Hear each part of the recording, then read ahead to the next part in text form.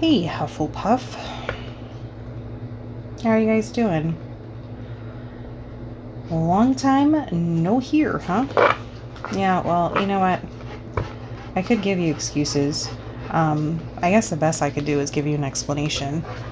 Like every month, like a few days before the new moon and then a few days after it, so roughly like a 10-day period, I usually call that like my dark period, where I am really angry, really depressed, really just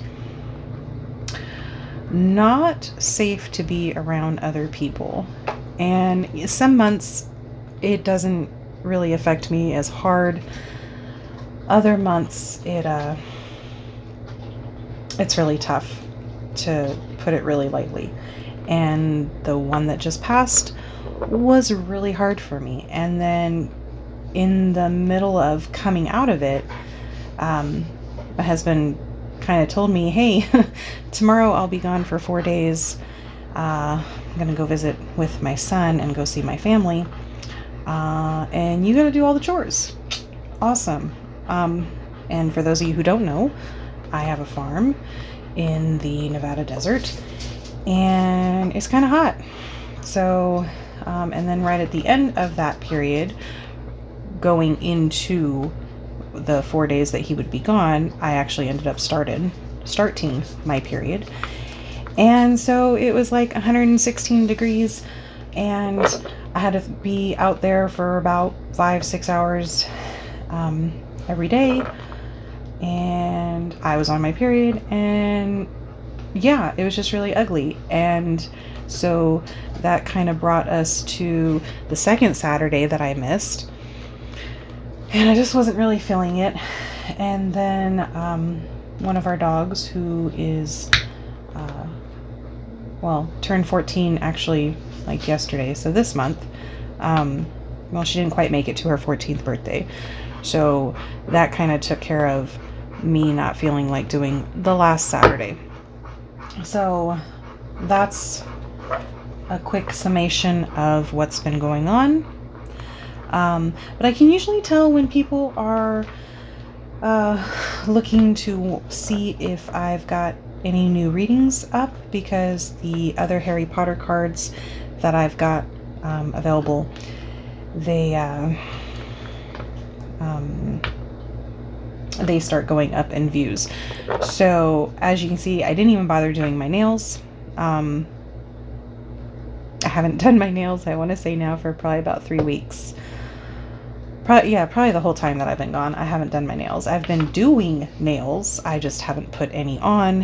And yeah, anyways, I did post on Twitter sometime recently. All my days are confused, I don't know, but I did say that I probably was going to be putting new readings up this week, and so, well, here I am. So Hufflepuff, I can't wait to see what this reading has in store for you, and thank you for being patient with me. I know consistency is really important to viewers of YouTube channels, and I'm doing my best. But your girl's got some major issues, and what I've just divulged is really just like the key points. Well, it's not everything, and at this point, who cares? So let's get on, shall we? I'm going to go ahead and everything has already been shuffled. I spent a really long time shuffling the cards before I ever even pressed record. So how about that? We're going to take this and we're going to see what happens, okay? All right.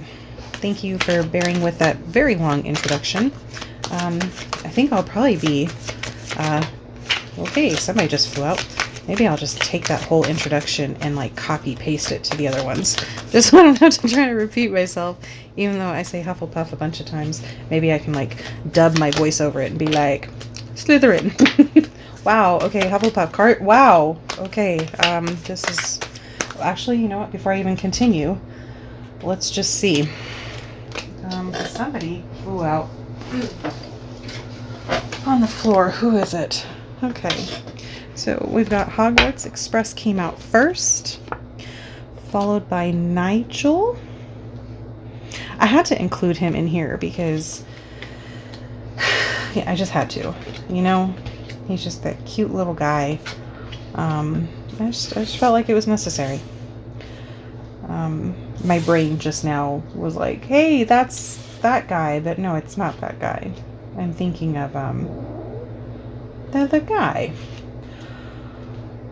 The clickety click. Colin. Colin? Is his name Colin, I think? Okay, let's see if we can get one more card out. If not, it's going to be like 3 more cards. Who knows? Who knows what's coming out? And if you hear a growling, it's Chiona. I don't know what her issue is. I think she's mad because I didn't let her lay down on the fabric that's under this board. But like I had just laid it on the table. I had just cleared all of the... What are you getting mad at? She's literally like laying behind the curtain, attacking the curtain at my voice. Yeah, I see you. Okay. Oh, what the hell? Well, that was quite a few. Wow, okay. 3 cards. So, hold on. Ooh, I want to put him there, though. What, Chiona? Oh, she is so mad at me. She doesn't like my voice. I'm in her space. Okay. Now, I don't know if you guys watch Super Carlin Brothers, but they have a theory that Jacob is actually like the heir of Hufflepuff, and Cedric is Hufflepuff. So I'm just kind of seeing Hufflepuff, Hufflepuff, Hufflepuff.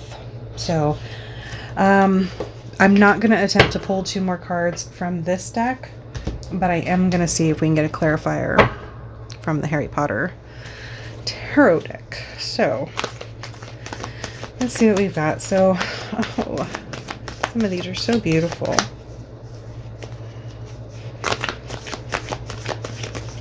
Oh, there we go. Disappointment, huh? With the Scorpio sign. I can never tell if I'm getting this right or not. To get that whole picture in there. But we've got the 5 of Cups, and the overall theme is disappointment. Alright. Let's let those sit there for a minute. Oh, real quick, I should probably just say what they are in case you can't see them. So we've got the Hogwarts Express, and it's coming at you, and you've got the ticket.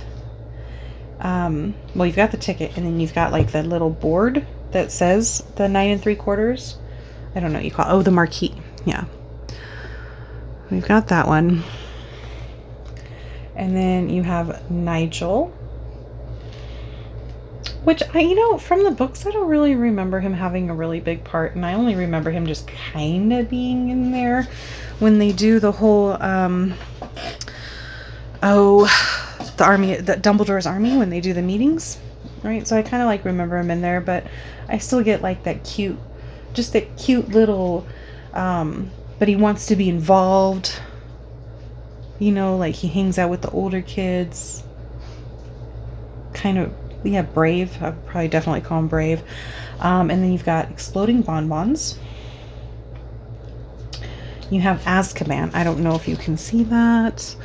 And that's after it's been broken.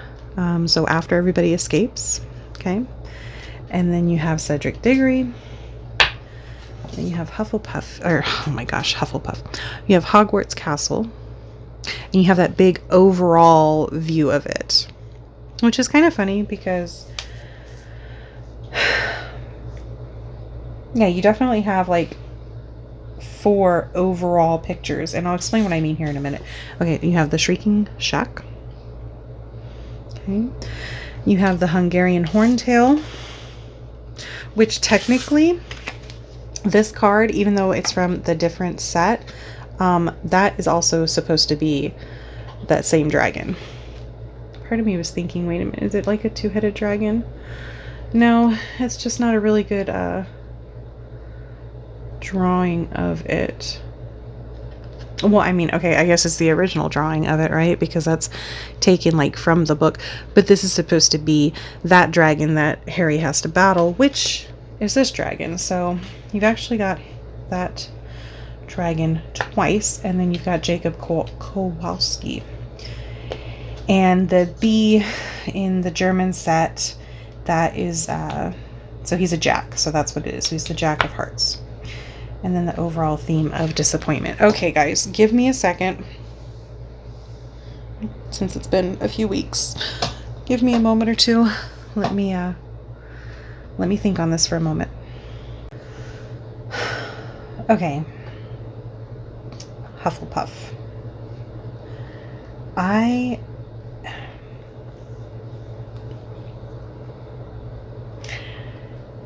This is what I'm getting, okay? So I'm just going to kind of talk it out, right? So at first I was talking about the big picture, right? Seeing like an overall picture, because you're getting like the whole thing is in view, right?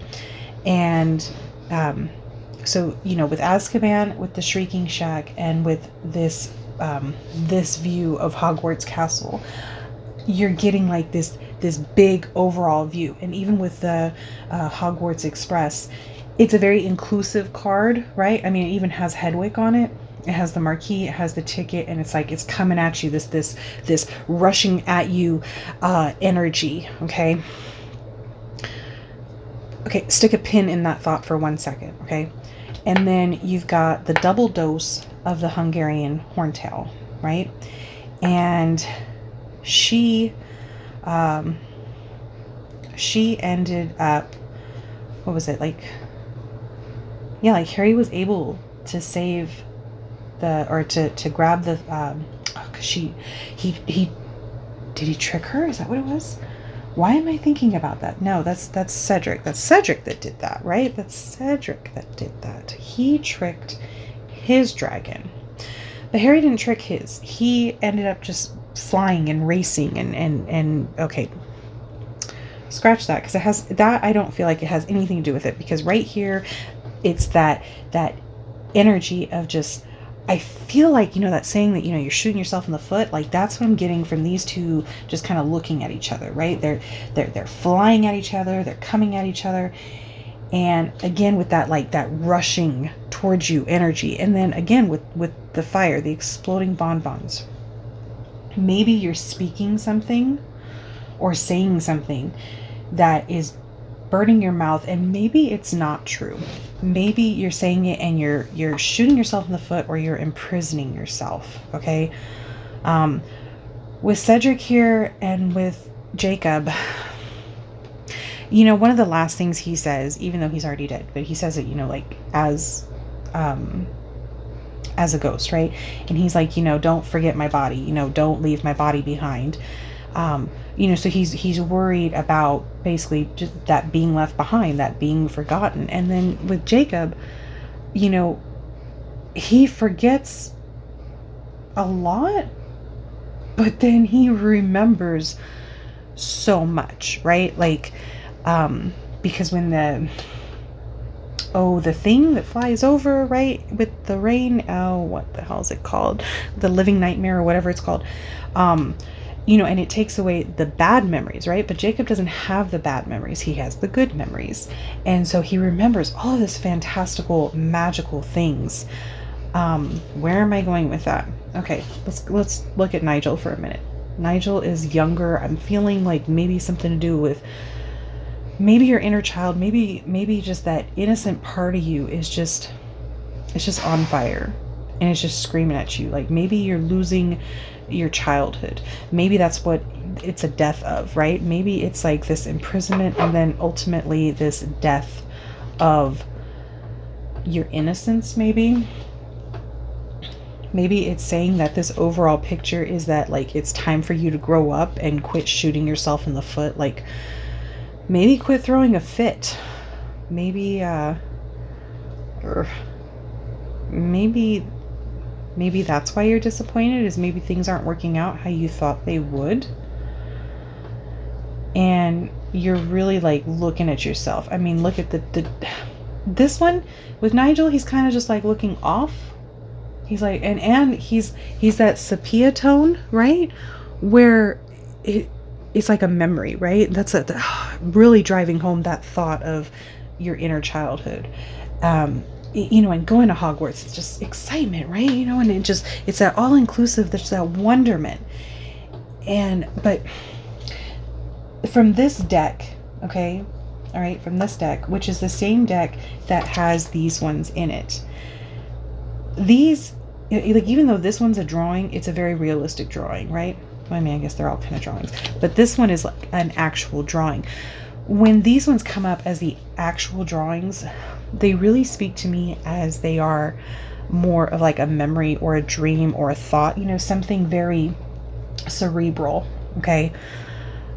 Which really makes me think about just this childhood, this like what you thought it was going to be, and like maybe you thought you had it in the bag. Maybe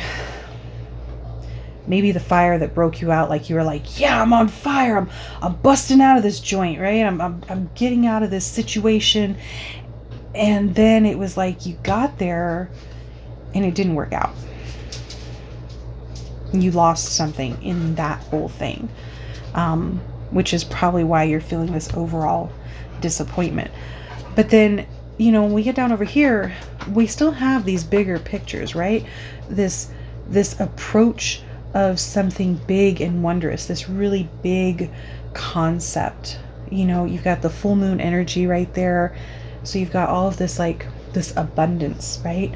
But then the Shrieking Shack is here, and there's that air of mystery. And not only that, but the two are connected, but who knows that? Not a lot of people, right? So there's this feeling of like, this is your home, but you have a home away from home, right? Maybe you have like a little home.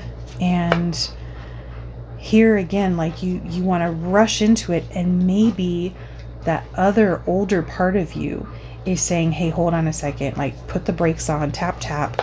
You're going to pursue your dream. But, ooh, that's what really just hit me. You got to focus on your good thoughts. You got to focus, get rid of all the bad thoughts. Like, why does it sound that way? That's exactly what I'm hearing. Is that all of that negative shit that's there, get rid of it. Get rid of it. Whatever negative feelings you're holding on to. I mean, obviously easier said than done, right?